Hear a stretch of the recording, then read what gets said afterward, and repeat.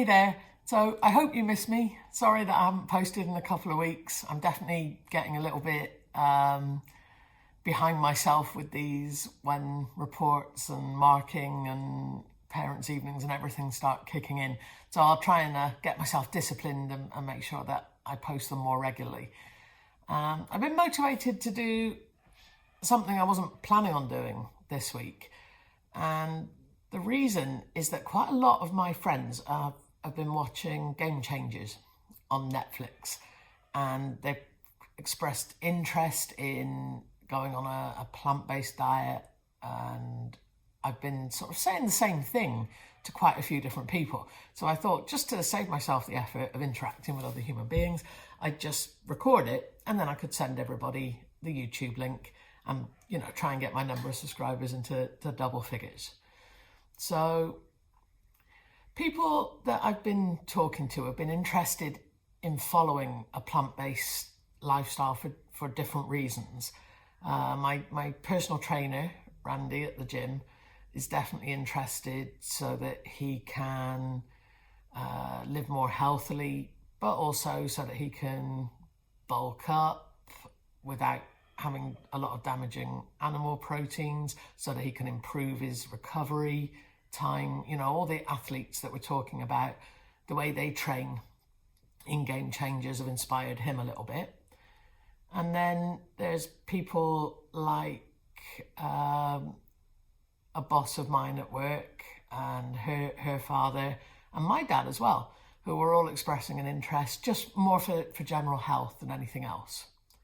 Now, I've been eating a vegan diet for more than a year, and I've been vegetarian a little longer than that.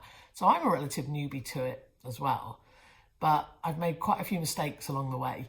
And so I thought it'd be at least useful for me to talk about that so that maybe other people won't make the same mistakes that I did.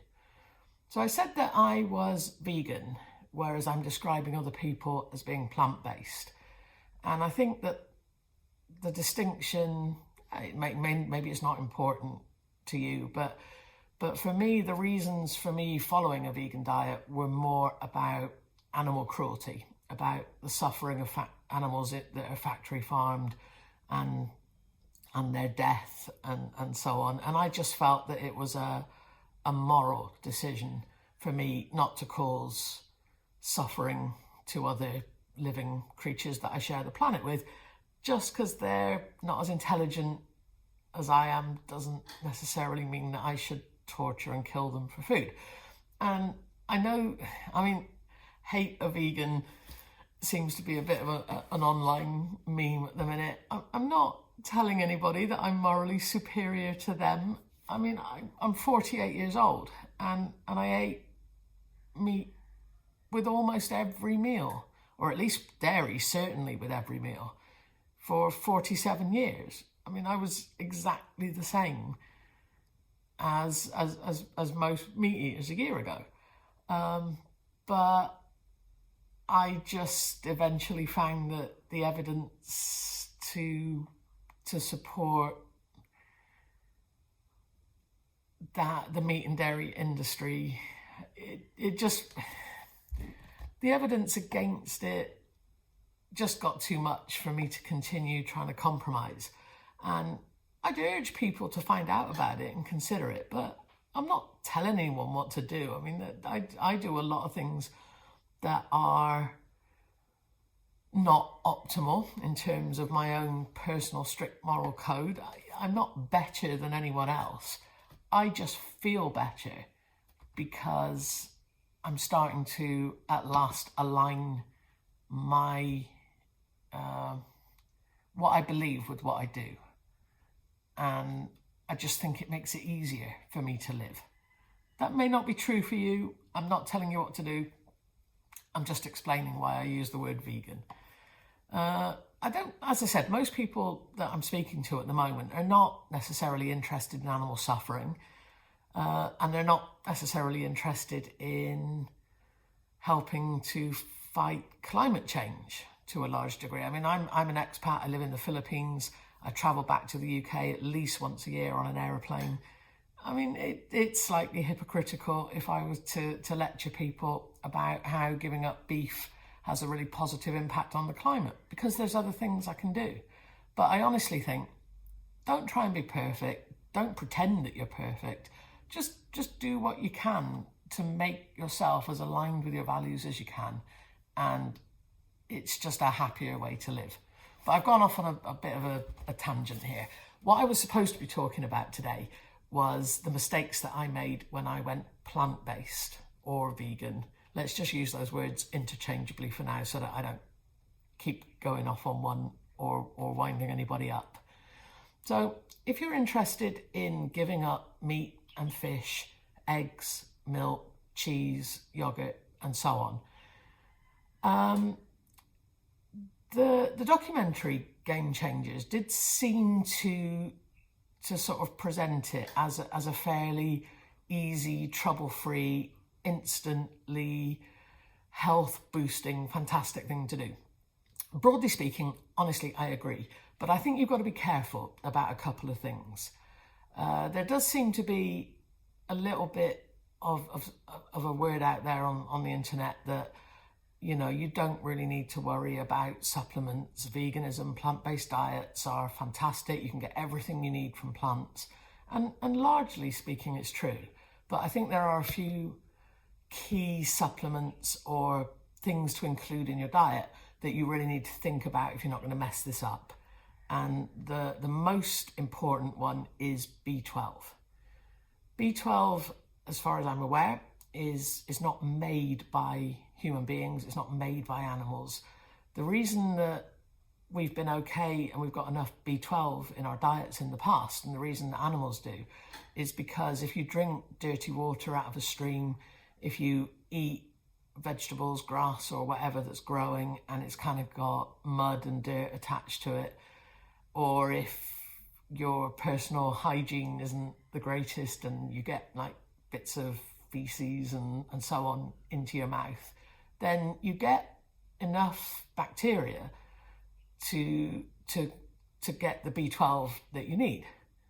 But now that we have the very good fortune to live and we have fluorinated water and everything's filtered and clean and our vegetables are scrubbed and, you know, we have decent personal hygiene, we don't get the bacteria that we need to get our B12 from.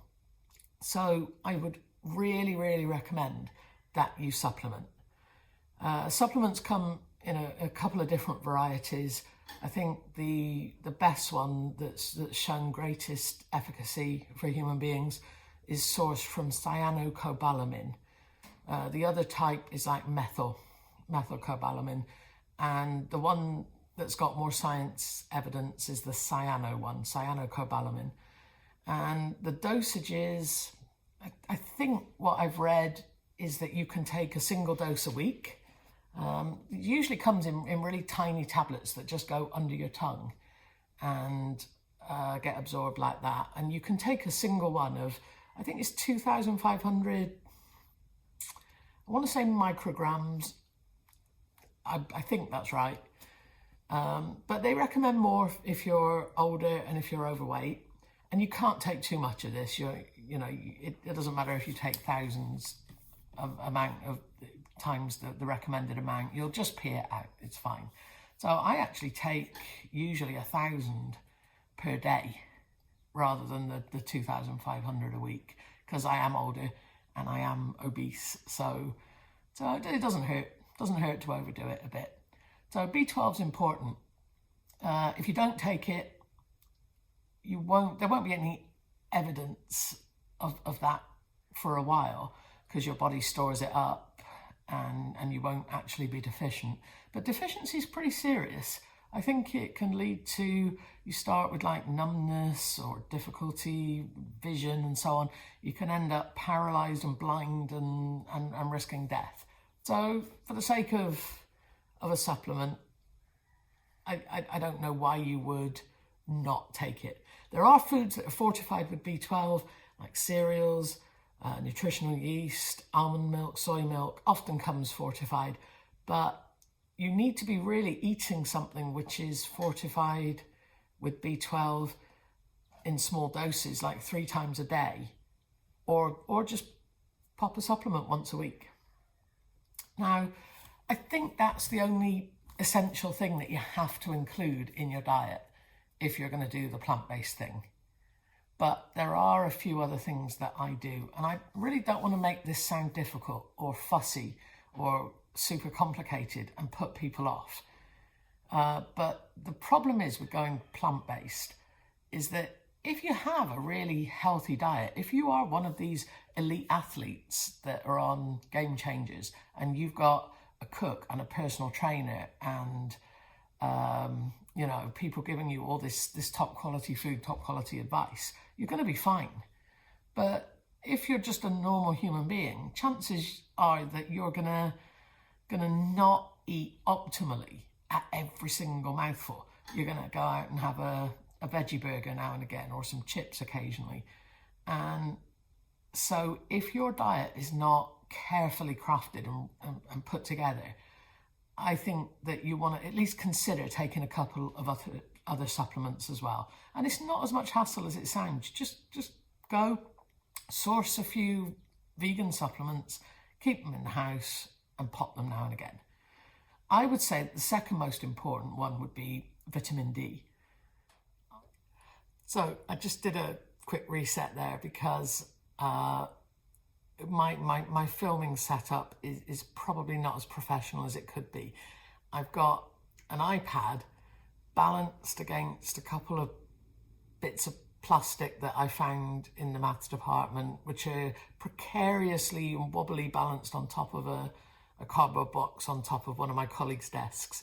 So at some point, I intend to get myself a proper ring light and stand and so on, and try and make these videos a little bit more professional, a little bit better edited, a little bit more beautiful to look at. But right now, I'm just kind of bodging everything together as best I can. So I think I was talking about vitamin D. And so vitamin D, if you're outside in the sun and you get 20 or 30 minutes of sun exposure every day on face and arms, and you're not wearing sun cream, then your body is probably capable of making all the vitamin D that you need, because animals, human beings, we make vitamin D, the sunshine vitamin. But a great many people are deficient in vitamin D, and so supplementation can be really useful, especially if you're living, say, in the West and it's getting towards winter. So this time you do need to be a little bit more cognizant of the amount that you consume, because it is possible to have too much vitamin D. And I think it has been associated, too much vitamin D, with a decline in health. So if you're going to supplement, I think usually you want to be picking like D3 to supplement with. And I take 1,000 international units per day. I think that that's a minimum amount, really. If you're older, if you're heavier, you could go up to 2,000 or even 3,000 international units a day. But there's definitely a toxicity and a problem with taking, say, 10,000 or more, I think. There seems to be a lot of different advice, a lot of different opinions on it. So I would say go for the D3, read what it says on the packaging, and maybe 1,000, 2,000, up to 3 a day, you should be really safe. And I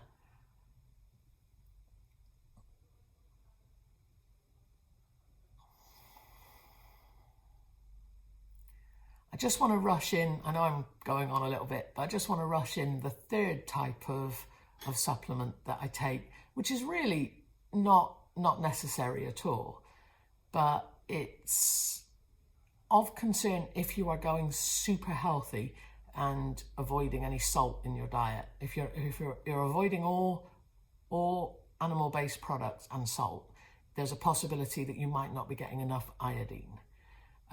It's in iodized salt, but you really want to be avoiding adding salt to your meals and injuring your arteries and causing all those horrible things. So I think if you're eating a well-balanced diet and you can include in that diet some sea vegetables, some seaweed, some kelp. I eat sheets of Korean and Japanese nori. I don't go to the shops and buy the sort of deep fried flavoured ones. I buy the ones that are designed for rolling around sushi because they're just dried seaweed. And even just one sheet of that a day is making sure that I've got enough iodine so that my thyroid functions properly. But if you're not able to include seaweed in your diet, you can just get a kelp supplement. And again, I think you need to be careful about kelp and dulse and making sure that you don't overdo it. So read the packaging, don't take too much of that one. But if you're not including any sea vegetables in your diet, consider supplementing that. So that all sounds like a lot of information and a lot of hassle, and I really, really don't want to put you off, because going whole food, plant-based, and trying to avoid adding salt, oil or sugar to any of your meals is absolutely the best thing you can do for your personal health. It's the best thing you can do for animals, and it's the best thing you can do very likely for combating climate change. It's a fantastic commitment to make. I'm 100% behind anybody that is going to make that commitment, and if there's anything I can do to help and support, I absolutely will. Just message me, ask for advice. I'll do anything that I can to help you out, and just stick with it. And the transition is not easy. I made some massive mistakes when I went vegan. I think I felt so pleased with myself for no longer consuming animal flesh. I felt I was being so virtuous that I thought it was perfectly okay to eat a loaf of bread and half a chocolate cake as long as it was vegan cake. And of course, you know, I gained a lot of weight and I felt really tired and I wasn't eating well. So try not to slip into that mistake.